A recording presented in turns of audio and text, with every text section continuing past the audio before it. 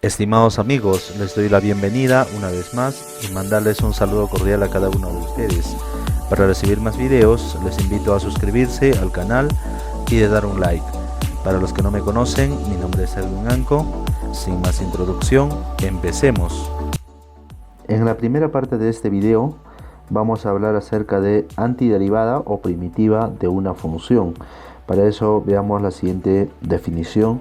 Se dice una función f mayúscula es una antiderivada o primitiva de f minúscula en un intervalo dado si la derivada de f mayúscula me resulta igual a la función denotada con f minúscula. Para entender mejor esto, vamos a dar el siguiente ejemplo.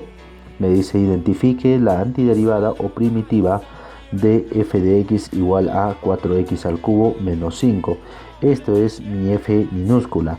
Vamos a dar tres alternativas y vamos a identificar cuál de ellos es una antiderivada de esta función f minúscula. Para eso lo que vamos a hacer es vamos a derivar f mayúscula 1.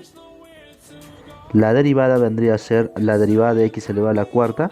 4 baja a multiplicar al coeficiente, por lo tanto sería 4.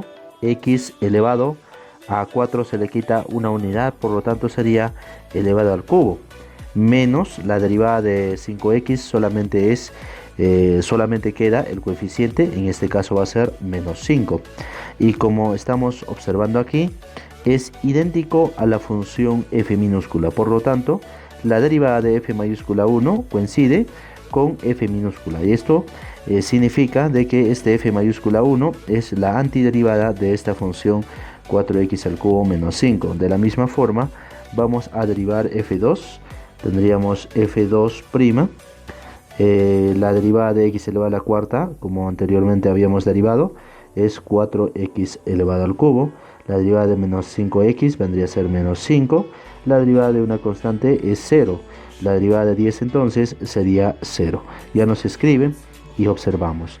Esta función es lo mismo que esta de aquí, que era f minúscula, por lo tanto este f2 mayúscula vendría a ser la antiderivada de esta función f minúscula. De la misma forma vamos a derivar la parte c. Tendríamos la derivada de f mayúscula 3 y esto vendría a ser igual la derivada de 2x al cubo. El 3 pasa a multiplicar al 2, sería 3 por 2, sería 6. Al 3 se le quita una unidad, por lo tanto sería x elevado al cuadrado. Como observamos, no es igual a esta función f minúscula. Por lo tanto, este f mayúscula 3 no es una antiderivada de esta función f minúscula. En conclusión, podemos observar de estas dos funciones que es antiderivada de esta función f minúscula. Lo que difiere es el término independiente. Aquí no aparece, pero podemos colocar más 0. Si nos damos cuenta, lo único que difiere es el término independiente. Es decir, en forma general, la antiderivada de la función 4x al cubo menos 5, que está aquí arriba, sería de la siguiente forma. F mayúscula de x es igual a x elevado a la cuarta menos 5x. Puede ser más una constante en forma general. Esto vendría a ser en forma general la antiderivada de la siguiente función, que es 4x al cubo menos 5. Aquí se tiene un ejercicio de integrales. Para eso vamos a utilizar algunas fórmulas básicas de integración y también algunas propiedades de integrales, como por ejemplo la integral cumple con la propiedad distributiva respecto a una resta o respecto a una suma. Entonces, en este caso vamos a aplicar esa propiedad, es decir, vamos a distribuir esta integral para cada uno de los términos de esta expresión.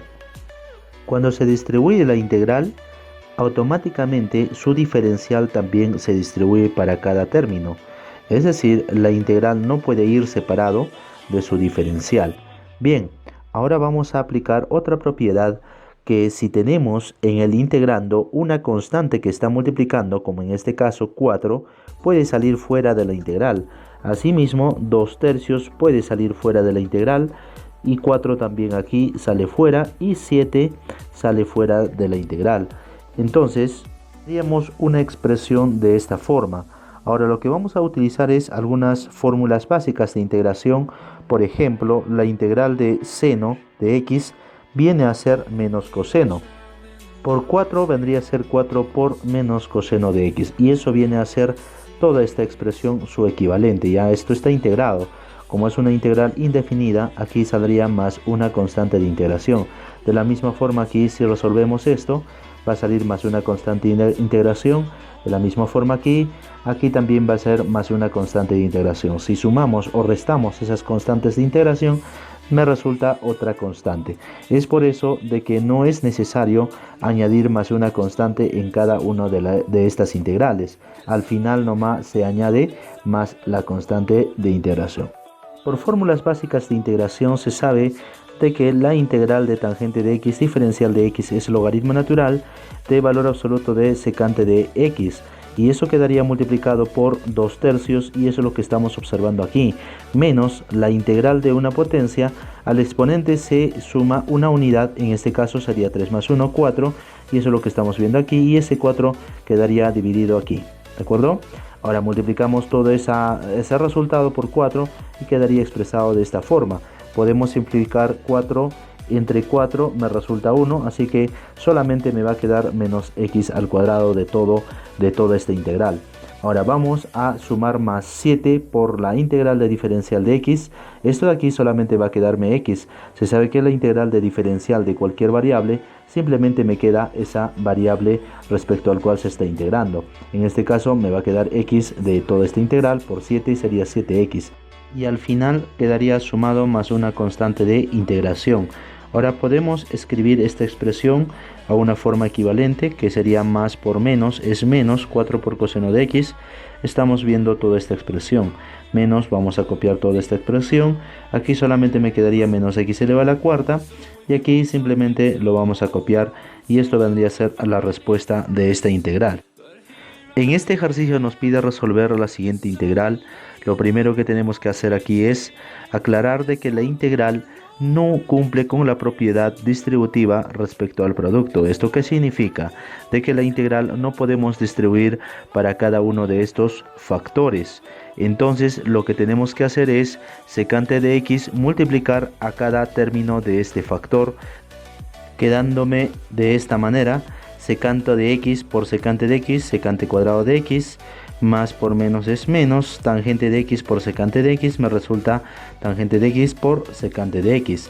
Todo esto sería por diferencial de x. Ahora lo que vamos a hacer es aplicar la propiedad distributiva de la integral respecto a una resta. Eso sí es posible. Una vez aplicado la propiedad distributiva de la integral respecto a la resta, quedaría de esta manera. Ahora vamos a utilizar las fórmulas básicas de integración. La integral de secante cuadrado de x diferencial de x viene a ser por fórmula tangente de x nada más, menos ahora la integral de tangente de x por secante de x viene a ser secante de x. Por este menos vendría a ser menos secante de x y al final añadimos una constante de integración. Esto viene a ser el resultado de toda esta integral. Aquí se tiene otro ejercicio de integrales.